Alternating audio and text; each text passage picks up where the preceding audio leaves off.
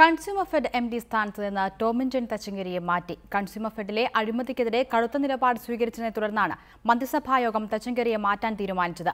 I group മന്ത്രിമാരാണ് തച്ചങ്കരിയെ മാറ്റാൻ സമ്മർദ്ദം ചെലുത്തിയത്. Consumer fed അഴിമതിയിൽ കടുത്ത നിലപാട് സ്വീകരിച്ചതിന്റെ പേരിൽ പ്രസിഡന്റുമായി ഭിന്നതയിലായതിനെ തുടർന്നാണ് ടോമിൻ തച്ചങ്കരിയെ മാനേജിംഗ് ഡയറക്ടർ സ്ഥാനത്ത് നിന്ന് മാറ്റുന്നത്. അഴിമതിക്കാരെന്ന് കണ്ടെത്തിയ ഉദ്യോഗസ്ഥർക്കെതിരെ തച്ചങ്കരി സ്വീകരിച്ച അച്ചടക്ക നടപടി ഒഴിവാക്കുന്നതുമായി ബന്ധപ്പെട്ട് കഴിഞ്ഞ ഭരണസമിതി യോഗത്തിലും കടുത്ത എതിർപ്പുയർന്നിരുന്നു. അച്ചടക്ക നടപടി ഒഴിവാക്കിയാൽ എംഡി സ്ഥാനത്ത് തുടരില്ല എന്നടക്കം തച്ചങ്കരി മുന്നറിയിപ്പ് നൽകി. ഈ സാഹചര്യത്തിലാണ് തച്ചങ്കരിയെ കൺസ്യൂമർ ഫെഡ് എംഡി സ്ഥാനത്ത് നിന്ന് മാറ്റാൻ മന്ത്രിസഭായോഗം തീരുമാനിച്ചത്.